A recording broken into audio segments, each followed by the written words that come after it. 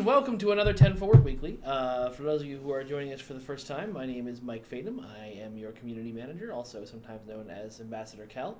And today we are joined by Weston Pierce! Hello, everyone! The guy that everybody wants to be on Twitter. Seriously, I got like 4 requests today for, can you get Weston to get a Twitter account, please? Really? Yes, they want to talk to you on Twitter. I need to do that then.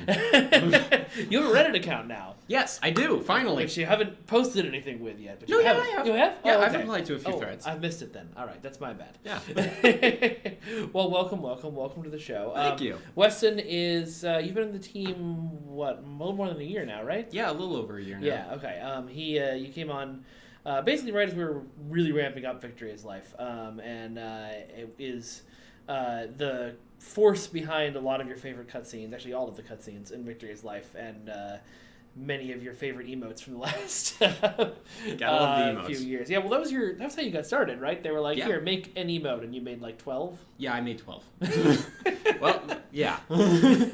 What was it just that you finished the first one in 10 seconds, or?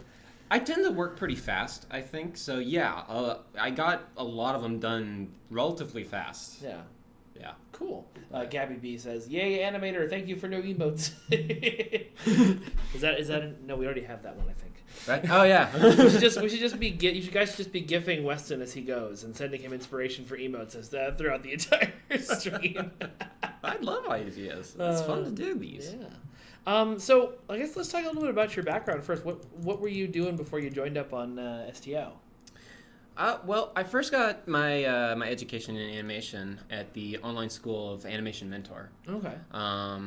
After going through that and also a visual effects class at the same place, I got my first real job at Disney Interactive at Avalanche Software, where we were working on Disney Infinity. Oh, I didn't know you worked on that game. Yeah. I have a giant collection of Disney Infinity figures in my No house. way. Yeah. I got you because I got all of them because I work there. My rage. But actually, I have most of them. I just didn't. The ones I don't have are the ones I want. Yeah, but no. After that, I took some more classes from Disney Animation Studios, and then, well, I came here. So you went straight from Disney to Star Trek. That's a pretty good. You actually went straight from Star Wars to Star Trek, didn't you? Well, at Infinity, we worked on literally everything. That's true. That was every. But like Star Wars was the game. last thing. Yeah, that was the big one. Yeah. That's very interesting. Mino Dan says Disney Infinity was fun. A shame it was discontinued. I agree. Yeah, it really was. That game was really fun. I missed that game. Yeah. It was fun. John Swinford, I don't know how Voyager had so many shuttles. That's a question for the people who worked on the TV show Star Trek Voyager. Our answer would probably be because Jeremy designed it that way, but that's a good answer. Ellie Lowell, it is totally okay if you watch something while playing Neverwinter online, but really that's a question for Julia. Let's dive in a little bit to the process of Victory is Life. For those of you who haven't watched or played Victory is Life yet, as usual for our last 2 streams. Go play it. Spoilers will abound awesome. on this stream. It is great. It's some Everyone of my favorite, did an amazing job. It's some of my favorite content we've ever put out. One of my favorite things to do with this job is because I have the opportunity a lot to play through things when they're in development, and sometimes I have to for screenshots or stuff. Yeah. But like with Victory is Life, I mostly played through everything for the first time when we went live, and it was just this is so cool. Yeah. It's so cool. Yeah. Like doing the cutscenes and stuff. Like I get bits of the story. But when it finally goes live for everyone, it's then I was like, oh, that's how that connects. Well, especially because you didn't get the music for Quark's Lucky 7 until the last second. And that music really, really makes that entire the slow pan shot you did of Lita while they're playing a saxophone solo in the background. Just Michael did a great job. Yeah, he did. Mima Ranglow, the animated wormhole is running at 12 frames per second because I almost said something really offensive. Because it just is. Don't worry about it. I took this shot ages ago. I don't know why it looks like that.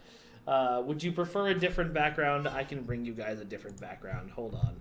This is all magic. I've never seen this technology that he's using before. It's all magic. It's all the magic of streaming. There we go. Let me flip this actually so they can see the people talking. Now I'm just being crazy. Whoa! Okay, cool. There we go. Different background. Are you happy now? Mima Ranglout says, Victory's Life, you won't get to play it until you're back from your holiday, so you're going to be totally spoiled on this. I apologize, but, we've warned you. We've warned you indeed. Folks on Facebook are asking when Victory's Life is coming to console. There's going to be more information on that sooner than you think, but not tonight, and not on this stream, just to give you a heads up on that. So let's go through a little bit of the process. We talked a little bit, we had to the show once before to talk about the cutscene you and Steve Stacy did, the sword fight between Martok and... between Martok and Tor. Yeah, which was really, really cool.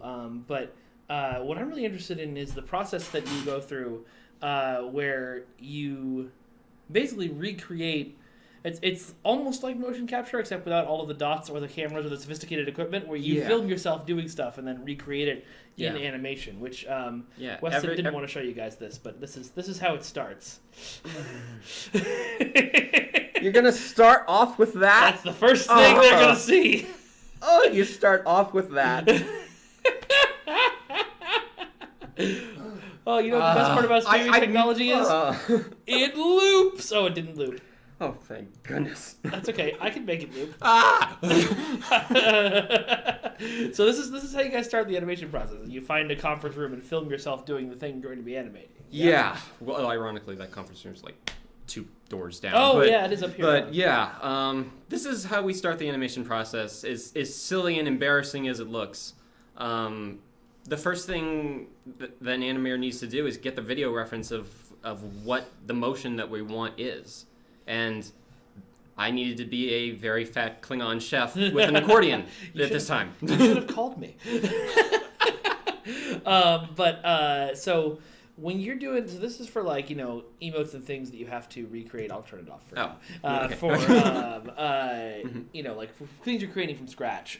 For stuff like Garrick's head tilt that everyone was so happy with in the cutscenes. Was your video reference then Garrick in the show, or? So I used video reference from both, actually. I got clips from the show itself to see what the actor did himself. Mm-hmm. And that was actually used in pretty much every cutscene that Garrick is in. That is used by. But the contact dialogues, that was actually me. I was trying to mimicking his head turns like that kind of stuff whenever he did that. That's interesting. So how many characters do you currently play in STO then? I have 13. At least. I played this game for a long time. No. I mean, like, how many characters are based off of your movements? Like, geez. I mean, pretty much I'd say like 70% of everything that you see in cutscenes is. That's amazing. Yeah. Okay, so we move from that. This is animating Wei-Yun's Scream of Despair. I loved working on that. That's so great. So what's the process of basically creating this that we see in front of us now? How do you make that happen? Animating the character itself, people ask me that all the time, and there's no easy way to answer that. It's kind of like working in stop animation and with like those old like wooden dolls or whatever that you could pose for art reference and stuff, and how you can like use that for stop motion. It's kind of like that. Each one of those little rings or circles or dots or whatever you see around the Mr. Blue guy there, those can be manipulated to change his pose and everything. Everything down to his fingers, to his eyes, to his body in general. And so are you going through then frame by frame your video reference and like stop motion animating the blue guy to make it work? Yes, pretty much. I mean, it's not frame by frame. The computer interpolates where we don't do every single frame. So like if I put a frame here on frame 1 and here on 5, 2 through 3 or 4 or whatever will be in between. The computer will do that. Of course, I go in. There's a picture. Do you remember what you called it? I don't remember. It was animation process, maybe? Yes, that's it. So this is the graph editor. Each one of those lines is an individual access of each of those controls. And each control can have an endless number of them. Most of them have like 6 or 7. Yeah. For rotation and translation. That's cool. And so then you also showed us this, which is sort of the process of how it goes through. Yes. So one thing that I was taught back at Animation Mentor, and it's a thing most animators do too, is we block out what we want for the animation, which is simply just get the key poses, the ones that show the best poses, the dynamic poses, and that's pretty much it. Then into the polish pass, you go in and you smooth things out. You add more weight, more dynamicness to it all. Yeah. So. We folks who were asking in Twitch chat whether Weston did the Garrick's character animations and dialogue. You literally missed when we talked about that not 10 seconds ago. So yes, the answer is yes. He did I did all of them. and we did some of the video reference for that as well. So he's sort of playing Garrick in the game. Yeah. So are you making a conscious effort to channel a visitor here when you're doing this? Is that like how do you put yourself in the like? I've got to do not just how Weston would slap, but how Kira would slap. Yes, actually, I was. Like, it does matter between an animation that will be used on a male character versus a female character, just because both genders move very differently and stuff. So, like, with this character, as you can see, I'm not doing, I tried to get more hip motion in there, tried to make it look a little bit more feminine, because I knew that Kira would be playing this animation and not, Wayun or something. Yeah. Someone is, in Facebook chat is comparing you to Doug Jones. Excellent physical movement. Brian's Gaming, no, Weston is not the inspiration for Weston in the Iconian War because he didn't work for the company then. No, I didn't die, actually. So. Yeah, there you go. Good job. Well done. Although you were playing the game back then, yeah? Oh, yeah. Yeah. I nearly freaked when I saw my name in the game. I was like, okay. Hey, everyone, it's me. Cool. So let's see what else you've got us here that we can talk about. This is I know what this one is. That's not. We'll show that later. Okay. So you're using a cutscene editor to make this kind of thing. So yes. Once you've got those different animations set up, this is how you edit it all together. Yes. So it's funny. You're on the email chain that we have for the cutscenes and stuff. So. I sent pictures similar to this out a while back to everyone in our team, and someone wrote back that it looked like a concerto piece.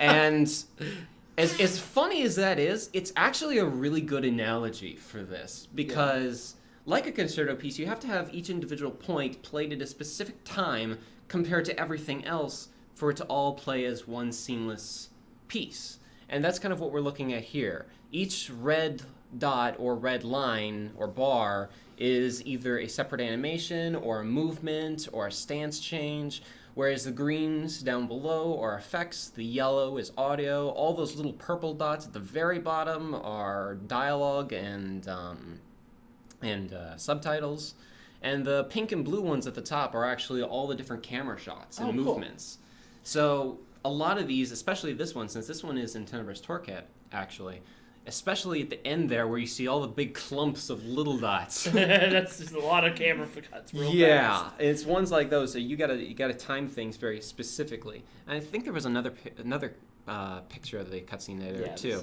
because like they can be really complicated like the one before, or they can just be really simple like this one where it's just the player, he's waking up. This is in Tenebrous Torquet as well, and it's just a simple 2 animations and that's it. That's really and nothing else. Yeah. So it can vary wildly.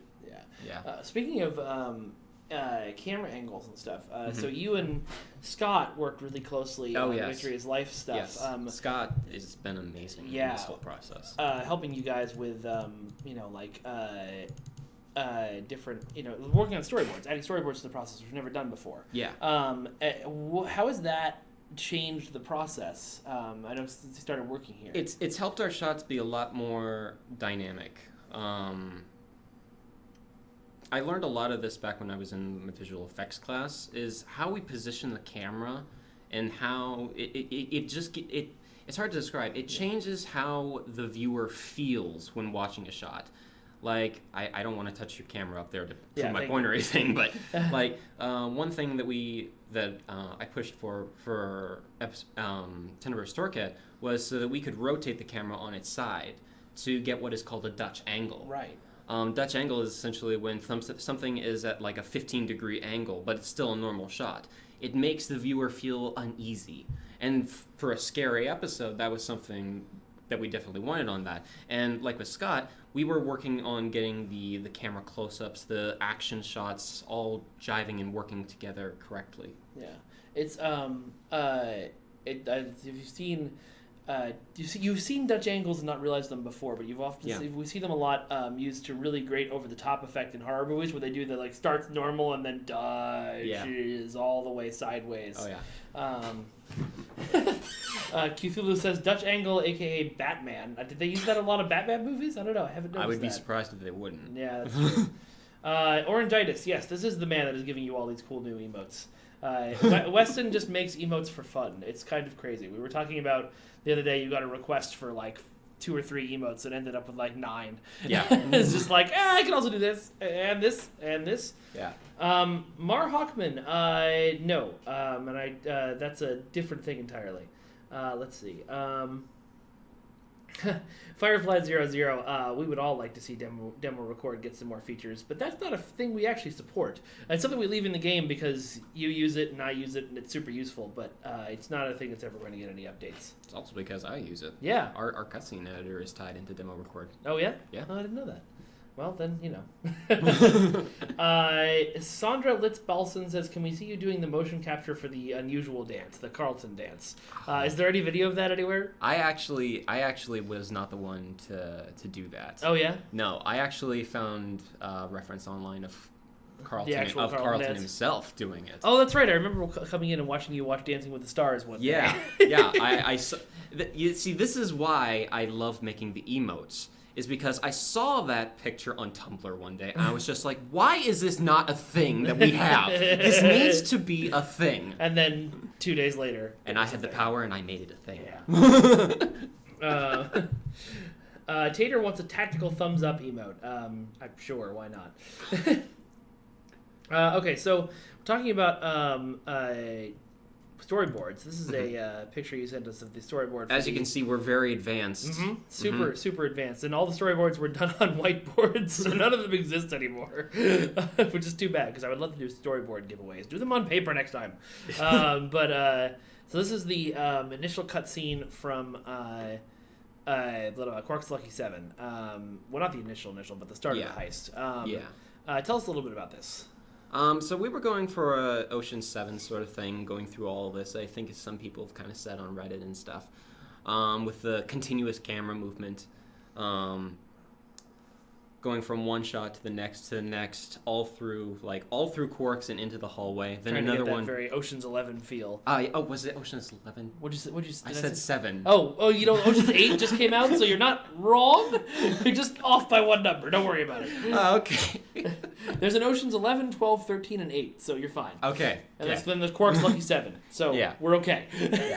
But actually, you weren't wrong when you said that this is also kind of the storyboard for the first cutscene as well, because the one I can't really point to it on camera, but that area where the 3 dots are up there that says Quark, Lita, and Rom up there, that's actually the placement for them in the first cutscene. So that was a reference for it as well. Okay, cool. Yeah. Because that was a shorter cutscene, so you didn't need a lot of storyboarding for it? Yeah, it was pretty much just people talking, which we don't need to necessarily storyboard a lot. But this had a lot of really oddly dynamic stuff that had to go on for it, so Scott did a great job storyboarding this out and getting the beats in. People are amused by our Ferengi heads. Yes, Scott really likes drawing Ferengi.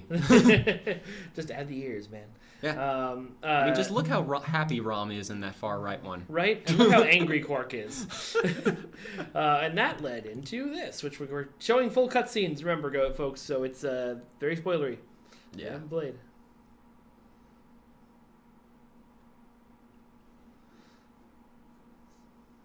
So yeah, this is what you just saw being built. Yeah.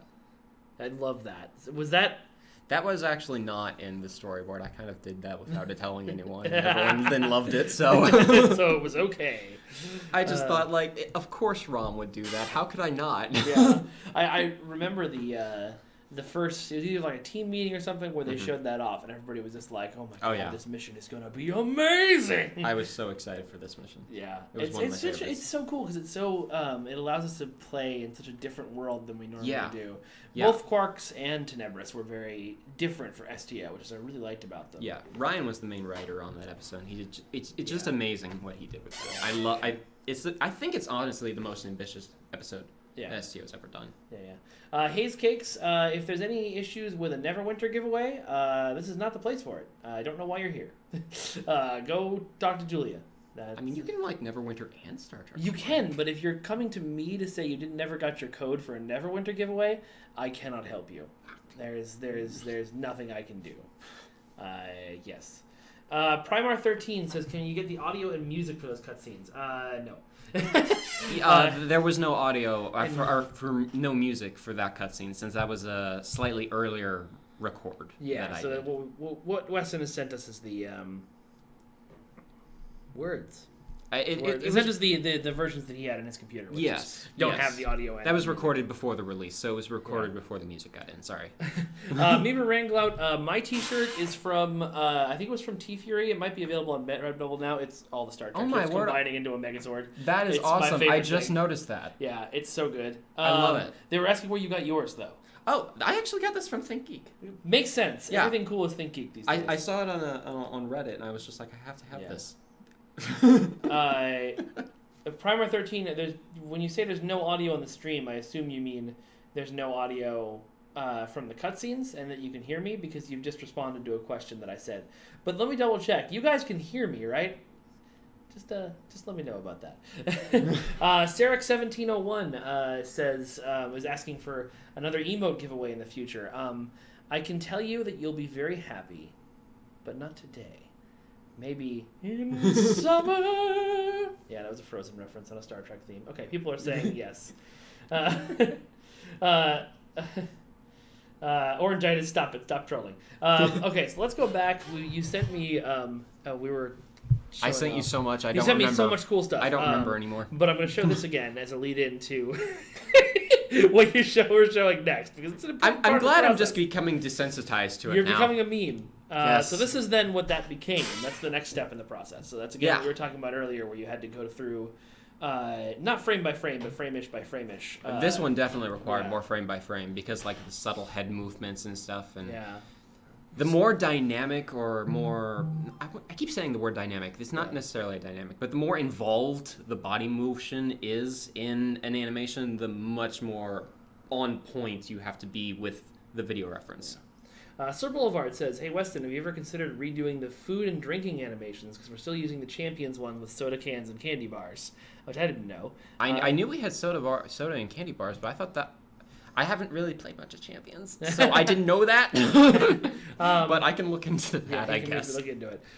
So when you're doing stuff, I should question about this, because you mentioned the computer will fill in missing like keyframes. Like if you put an arm here and then... Oh, you can't see my hand. Yeah. Put an arm here and then an arm here. It'll fill in all this. When I used to work with After Effects, I would try to do that sometimes. Sometimes it would work beautifully, and sometimes it'd be like, arm. Yes. Does that still happen? Which one is the one of the slap? Slap, that's down here. Because that actually has a beautiful example in this. Oh, yeah? The first pass, well, it needs to play again, I guess. Okay. But you'll see when he slaps here, right here, it's perfectly straight across, but this is the polished pass. This was the original pass. So what you're about to see here is an animation called Gimbal Lock. Essentially, the computer gets confused, and it, for whatever reason, decides to literally do a 360 in the course of a motion. Or sometimes it's a random 180-degree turn for no apparent reason. And so what are we looking for to see that? Instead of the slap going straight across, you'll see it kind of goes down and up. Oh, yeah, I did see that. So this is because, like I was saying before, only point A and point B have been animated here, nothing else in between. So during the polish pass, I go in and do more keyframe animation, which is each individual frame. Sometimes you have to do each individual frame, and the graph editor will look absolutely crazy with these huge spiking jumps just to make it look right. And I'm not exactly sure why animation software does this, especially like you were just saying, apparently other programs do it as well. But yeah, that's a thing that we have to deal with every now and then. But folks, once again, if you're asking about dates for things like Victory's Life is Console and the summer event, that's not stuff we're talking about tonight. There will be no answers, no matter how much you ask. But speaking of funny things, I did want to show this off because Weston sent this to me months ago, and I meant to put it on Twitter. I need to show you guys a very, very early version of the last cutscene from Scylla and Charybdis. where the Dominion show up to save you. And this is actually how Weston showed this cutscene to the rest of the team at a story event. Dominion ships incoming.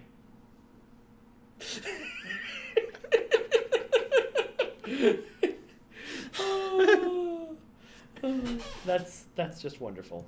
That made my laugh. Okay, so I think let's see. Have we got anything? That was that was a very early version. Yeah. Let's take a look. We've got some in progress and final versions of the cutscene, big cut reveal cutscene from episode 3. So let's take a look at that. You can talk us through kind of what's going on in the process here. Yeah. So early on in the cutscenes tend to get made very early on in the process. During that time, we don't necessarily have all the correct models. I mean, these are still using the old Jem'Hadar heads, for example. Yeah. As best example, Garrick was well, that's obviously a great mustache. My yes, God. I tried to vote to get him to keep the mustache, but and then that's not the final model of Kira either. So, like, the Jem'Hadar bridge wasn't finished yet. Dukon Rex in the back there wasn't even made yet. Yeah. A lot of things were just still works in progress, but due to the timeline that we were looking to release everything, these things had to be made before audio was even in. Like, so you're seeing the subtitles down there, but there's actually no dialogue right now. I think digging. Yeah, I don't when know you're watching, and you'll see this sometimes in game when there's a bug or something that hasn't been put in correctly. You get the audio dings with a little bell instead of having audio, because it means the game is looking for audio and hasn't found it, so it's giving you a little bell to remind you of that.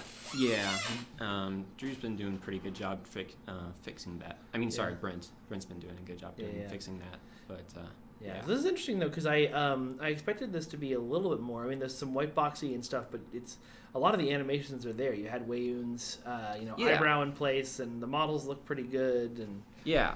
Like, you can see right there that the animations for Garrick talking were made before we actually had his model or anything. Yeah.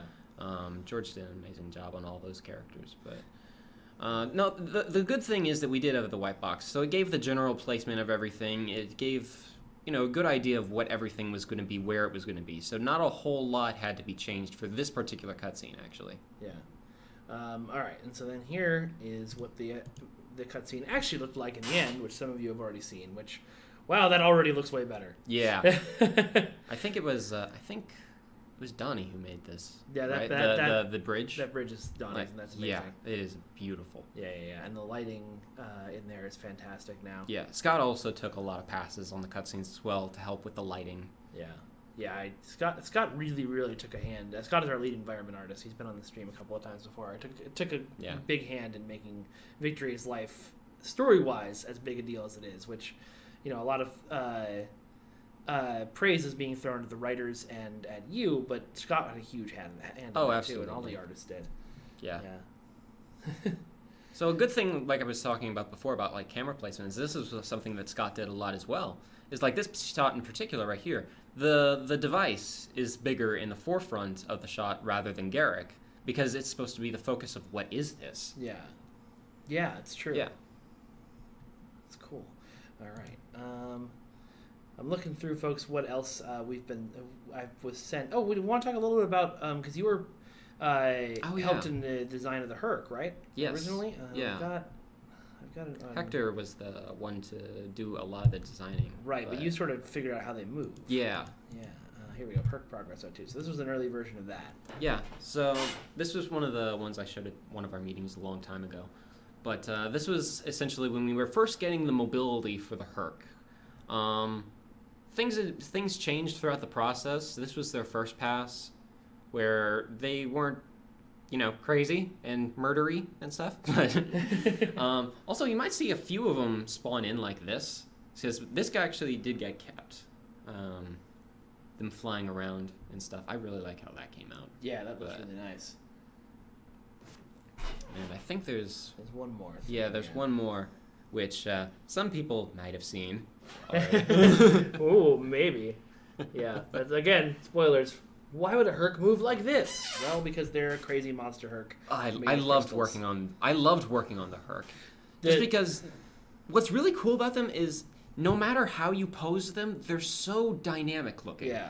Like, any way you pose them, they just look cool. Yeah, they look cool and really creepy and alien. Like, Yeah. I really like that about both their design and their movement. Like, Yeah. Hector did a great job. Ian did a great job. You did a great job. But here's a look at an animation test for the Monster Herc. The Monster Herc was pretty much done at this point. Okay. This isn't its final skin, I don't think so. Even its final form. Yeah, but no, this was a while back. I was showing this to someone, but yeah, this was just to show him in the environment and stuff, and show like what he would look like with the final model. Yeah, I love the almost horror movie stuff you got to do with the Herc, like the initial Herc reveal, which is nice and terrifying, and the people getting dragged off. I love that shot in Tenebris of from the person's perspective with their hands in frame of them getting dragged away. Yeah, both. That's what I love about Victory's Life. Like I was saying about Lucky 7 a little while ago, that it broke a lot of boundaries. A lot of the other episodes broke boundaries as well. Like, we don't get to do like a lot of like scary stuff in the episodes too much. So working on Tenebris, working on Quarks, working on the other episodes, it pushed a lot of the boundaries that STO hasn't really done before, and it was really an honor to get to work on a lot of these. Yeah, that's super cool. All right, well, we're gonna open the floor to questions from folks. So I've got a few already. Maybe Ranglout wants to know, how hard was it to synchronize the wings or the movement and cadence of a walking Herc? The wings are actually part of the rig, so not terribly hard. Oddly enough, I just have them moving like sporadically every now and then for when they're idling and moving. It blended together pretty nicely though in the end. So a lot of people are asking if you're going to go back and work on older cutscenes in the game to kind of bring them up to snuff. I know the answer for that right now is no, but is that something you've talked to the team about? I would love to go back and polish some of the older cutscenes. Yeah. Now, I think a lot of them are really good as well. Yeah. But, like, we're talking about, like, the really old ones. The ones from Season 3, kind of. I don't know if you saw the screenshot that was going around internally of the team the other day, but if you play through Mindscape with Jem'Hadar, Tuvok pokes you directly in the eye when you mind meld because your eyes are in a different spot than they expected. Oh, that cutscene, of course. Yeah, it's wonderful. Let's see. Q Cullen, I can answer that for you. Not running does get you killed. When the Monster Herc is chasing you in the game, it's like, run! No, yes, you die. when you see him, just do run. not stand still. Let's see. Orangitis wants to know, would it be possible to animate physical docking in space? So could you, like similar to chairs in the game, where you can double-click on them and sit, would you be able to double-click on a starbase and dock with it?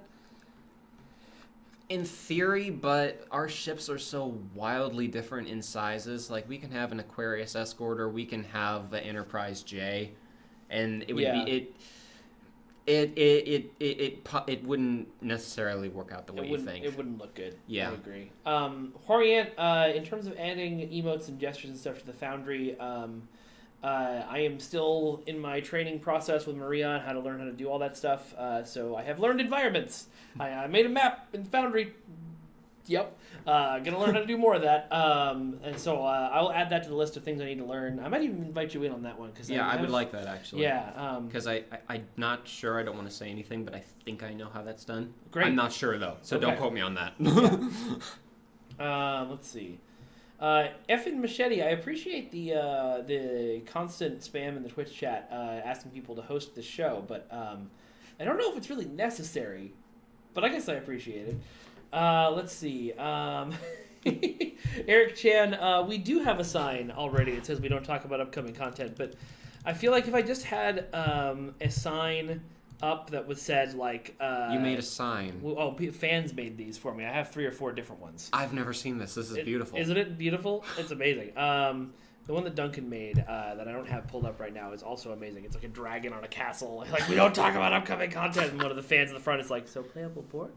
But I feel like if I just put a banner up at the top of the screen, it would be like, people would the Twitch chat would just be filled with like, well, why don't you talk about upcoming content? Or like when we were hyping Victory's Life, it'd be filled with like, well, that's upcoming content. I don't mind answering that every time, honestly. Let's see. What's Hippie John 71 wants to know what your favorite animation to work on has been. Ooh. I'm gonna have to be a little biased here. Are we talking about just Victoria's Life, or no, or animation previous stuff as well? In Star Trek, I think, but your favorite animation in Star Trek Online. Okay. 'Cause I know you did some stuff pre-Victoria's Life. I feel like the one I was most attached to was actually the Carlton dance, because it was actually after my training course from Steve. That was actually the first animation I ever made for the game. That's awesome. So I feel connected to that one a lot. But in terms of Victoria's Life, definitely working on Garrick. Anything to do with Garrick was absolutely amazing. I loved working with him. Yeah. Nicholas Hayes. Unfortunately, Facebook chat is moving in such a way that your last 3 or 4 questions about ship interiors have not specified what your question actually is. It just says, "Are you going to talk about ship interiors?" Which no, if you don't ask me a specific question, I'm not going to talk about ship interiors. Let's see. Ryan C. Lynch, the Cardassian costumes are coming. You will get them. They will not be in tomorrow's patch, and they weren't in last week's patch.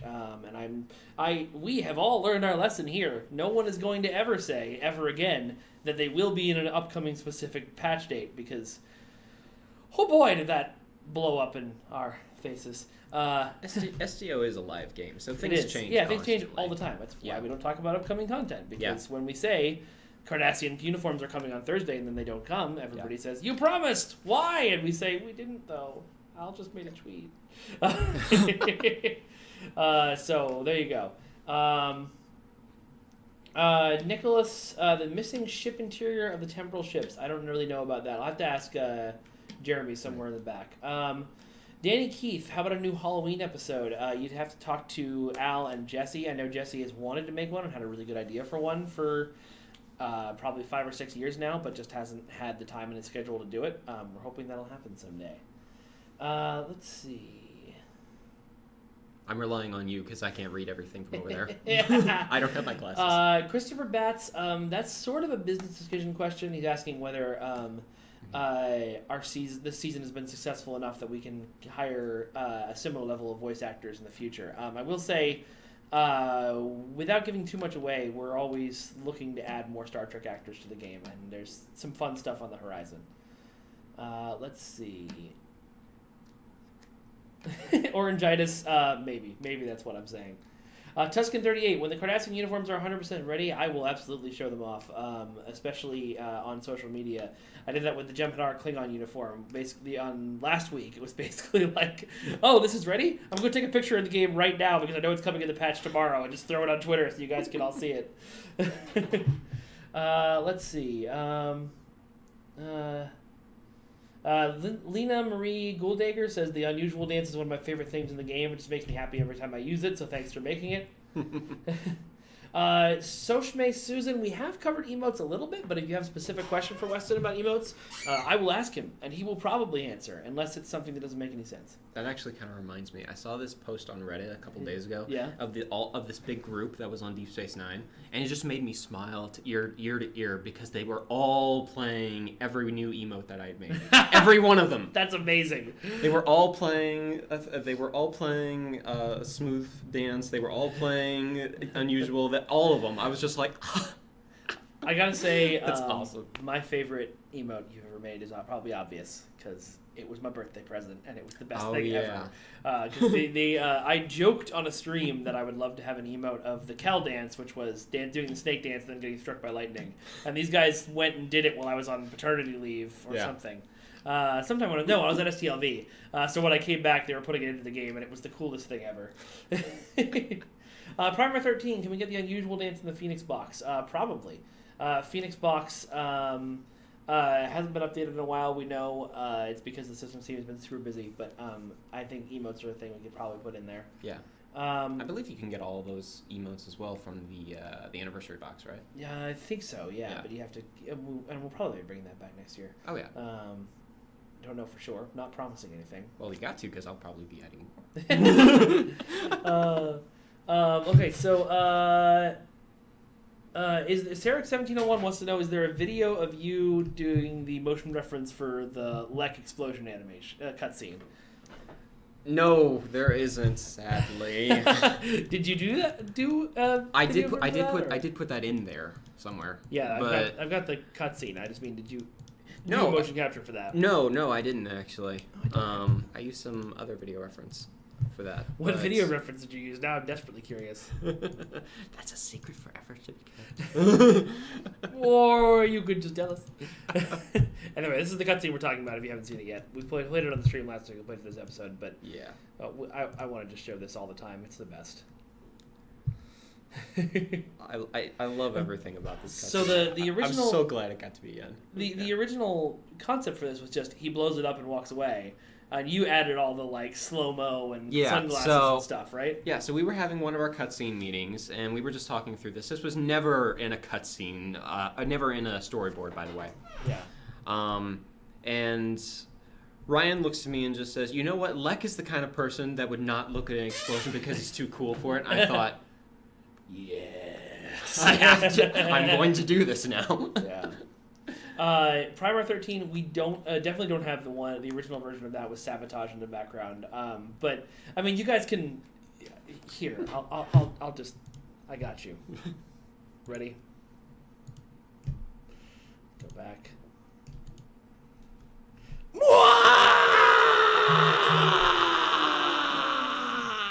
There you go. Just add that in your head. Add a little of can't stand it. I know you planned it. Remember, strike this one again. All right. Anyway, Orangitis. There's apparently a new Cation Farasin Pounce animation that was ported over from Champions Online. Yeah, that was a long time ago. That was a while ago, but that was before I came here. Okay, that was before you came here. Yeah. Generally, when you see stuff that looks like emotes from Star Trek that go to Champions, or even if they come out in Champions first, generally they were created for Star Trek and end up in Champions, not the other way around. Yeah. Yeah. Well, that's not entirely true. Yeah? A couple of the ones that were released from the anniversary box were actually requests from Julia. Oh, really? And so I was like, we gotta have them over here too. Why not? Why not? Yeah. Should we add? We should add putting on sunglasses with an explosion behind you as an emote. I don't know if we could add the explosion behind you, but I wish we could. Although it's not as simple as that. That could be a cool party popper for sunglasses for the anniversary. What, like, you just shoot out sunglasses? Instead of shooting a party popper, you click the button and it's just sunglasses explosion. Oh, that'd be great. That would be great. I'm already thinking of how to do that, but thank you. Yes. Damn it, Jim 7676 says our Beastie Boys impression was almost as startling as the Ferengi scream. Thank you. You're welcome. Firefly 00. I don't think we'll ever be porting costumes from Champions over to STO. There's a lot more complication there than you might think. Oh yeah. Yeah. So obviously the animations have some limit, HippieJohn71 says, but how difficult is adding new skeletons to the game? It's not...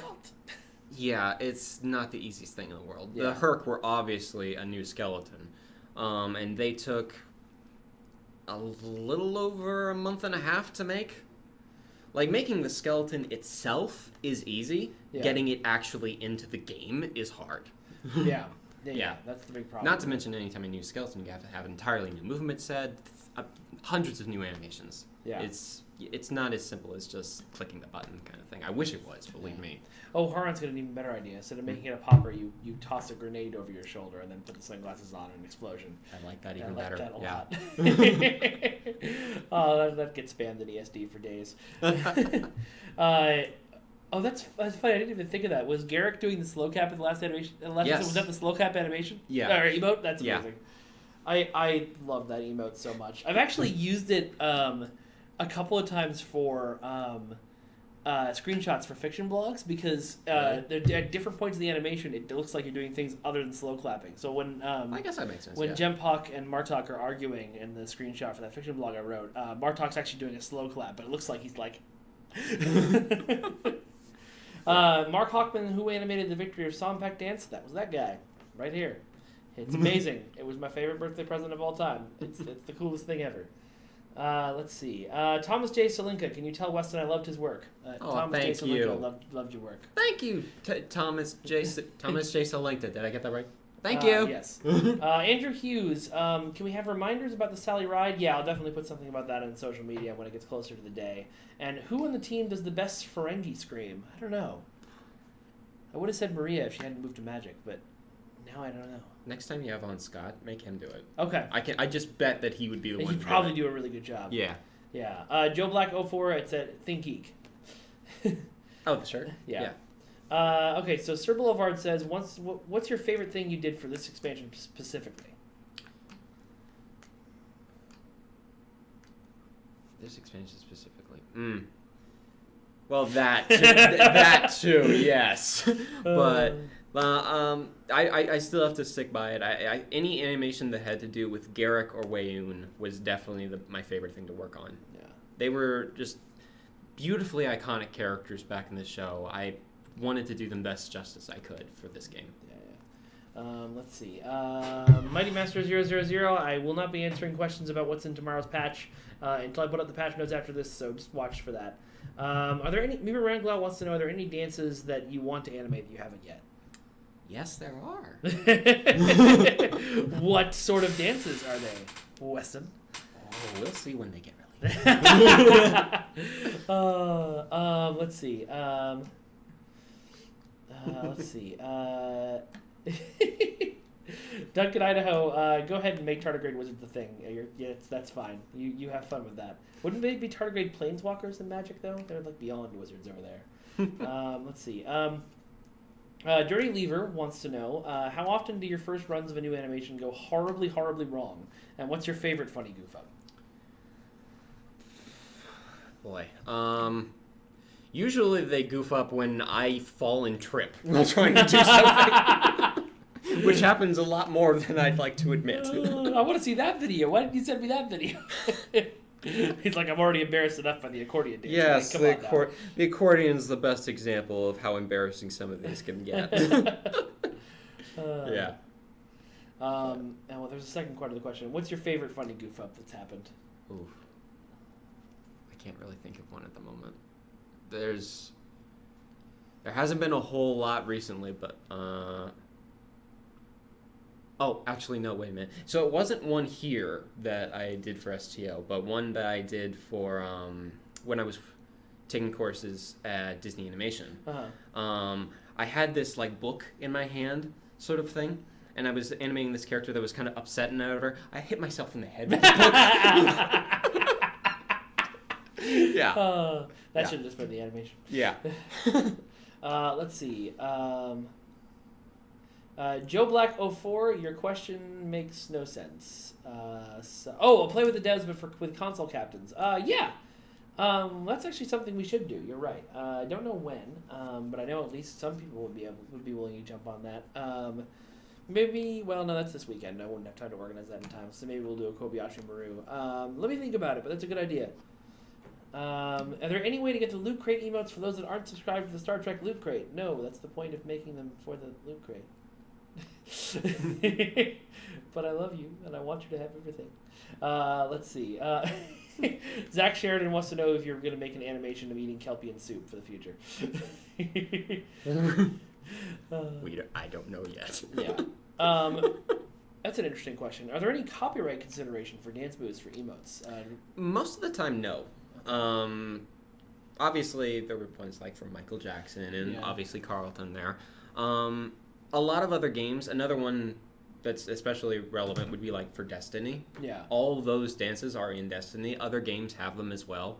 Other ones, they're just kind of like jokes or memes or something. Those aren't copyrighted either. So dances usually aren't a problem, especially in their forms of emotes. But you do have to call them things like the unusual dance and not the Carlton dance. Yeah. Because otherwise you can get in trouble. Yeah. Cthulhu wants to know what my idle animation would be. Yours? Mine, yes.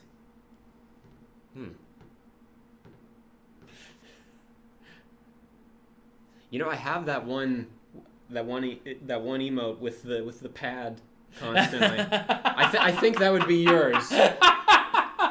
Because you're always on social media going with the community and everyone. Always on my phone. I think that would be the most apropos. Or the Sompek dance. Yeah. Just throw that in every now and then. As my animation, yeah.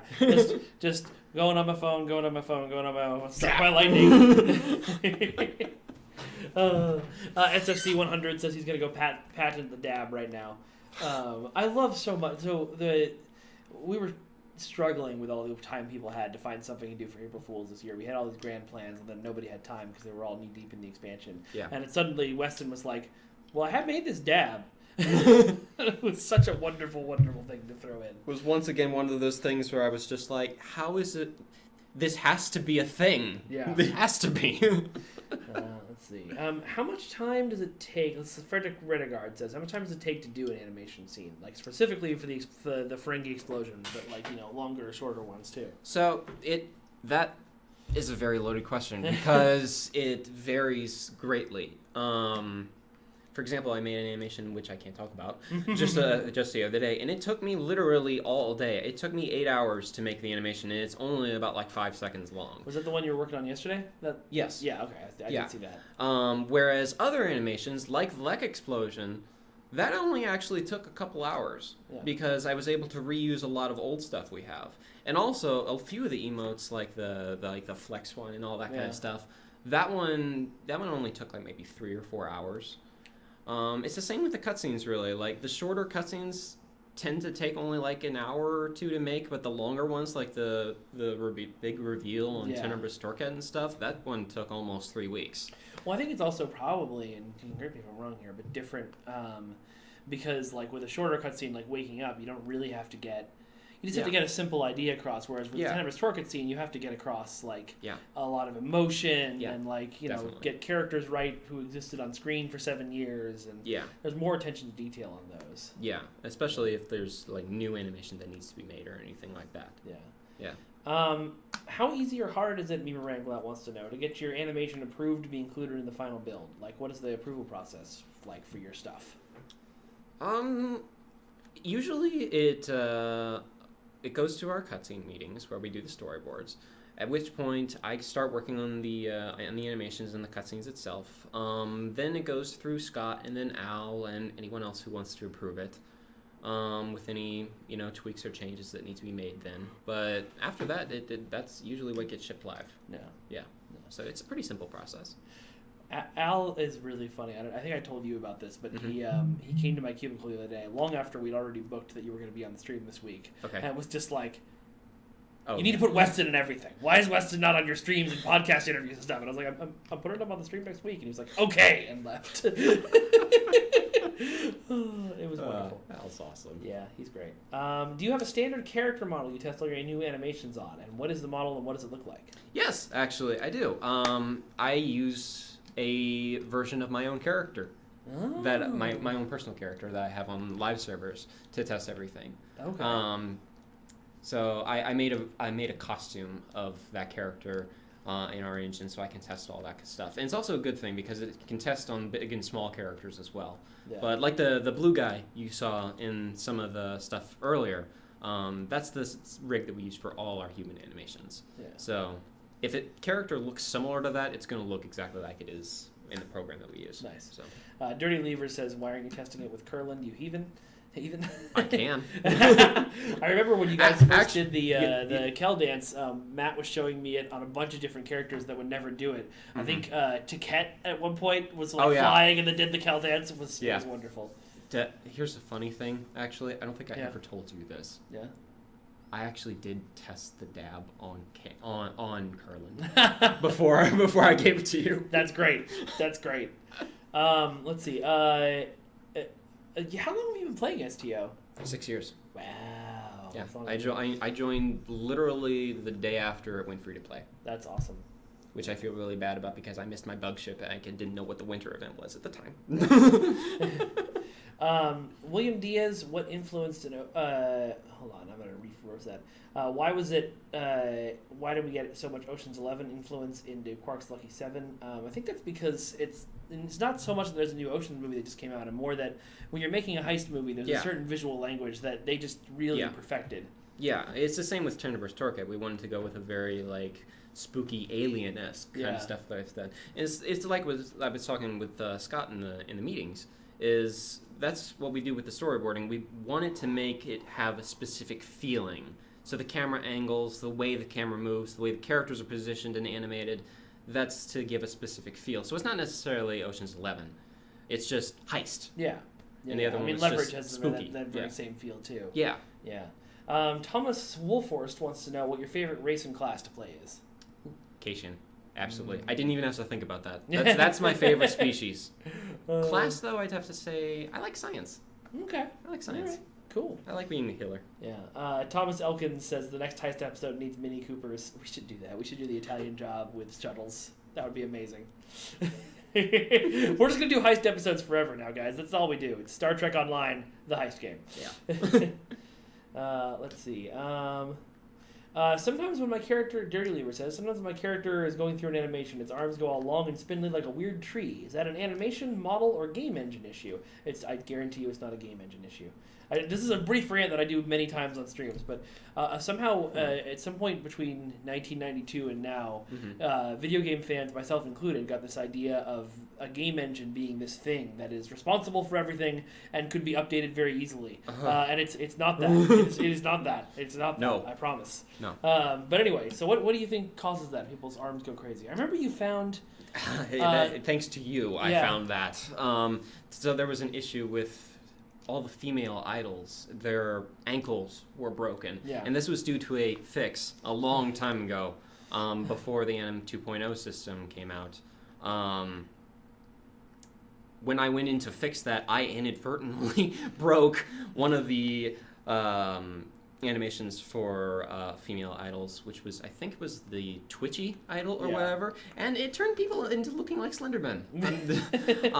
So that happened for a week, but then we fixed it. I remember that was one of those things where people were like, "Hey, this would be it's not really a big deal, but ankles are broken." And I'm like, "No, Weston's on it. We're gonna fix it. It's gonna be great." We made it worse. Oh God, we made it worse. That was such a rabbit hole because it was almost hard coded into a lot of the old stuff. And it just, but that's another stream in itself. As for what's causing that issue, I would have to know which specific animation or whatever is. Yeah, if you can let us know what animations it is. We can what you're doing at that time. Yeah.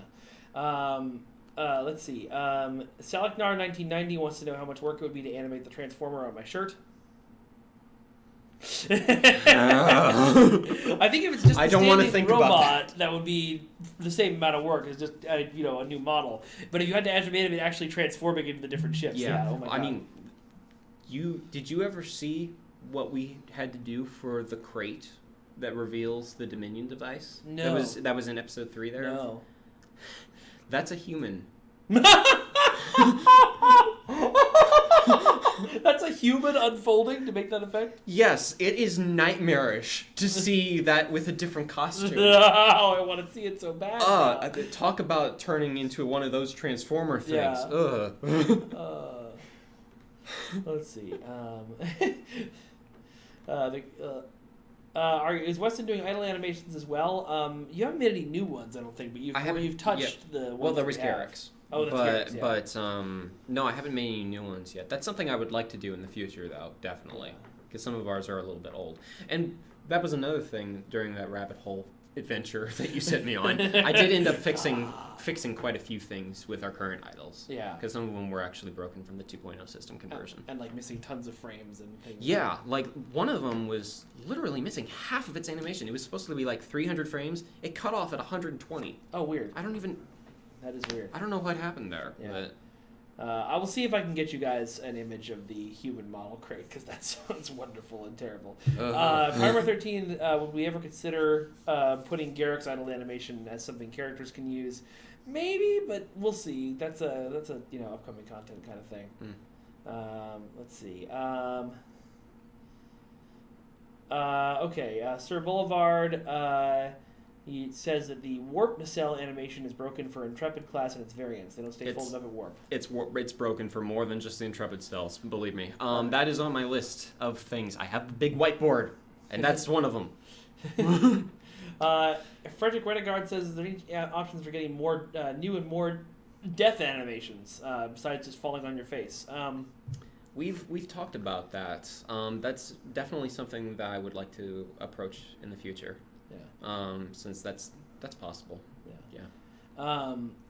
Dirty Lever says, which animation has nearly broken your spirit?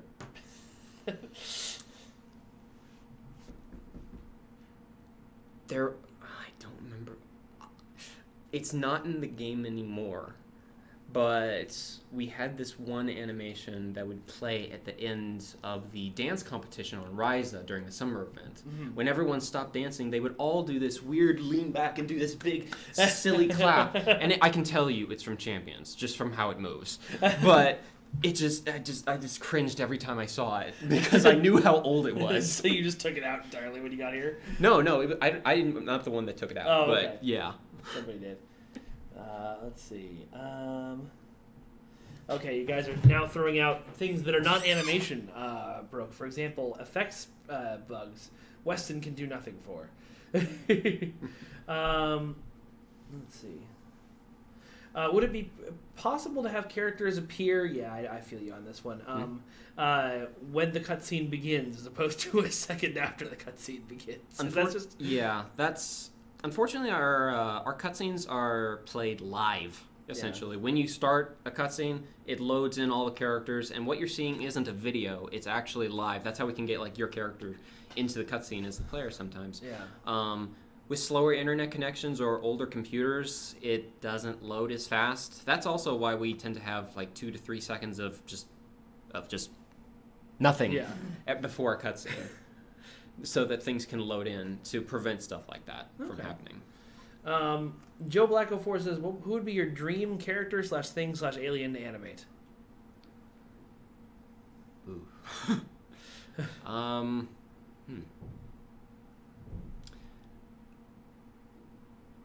I keep going back to him, but I have to say Garrick was my favorite. He was my favorite character in DS9. Well, he moves very, very differently from anybody else. Yeah.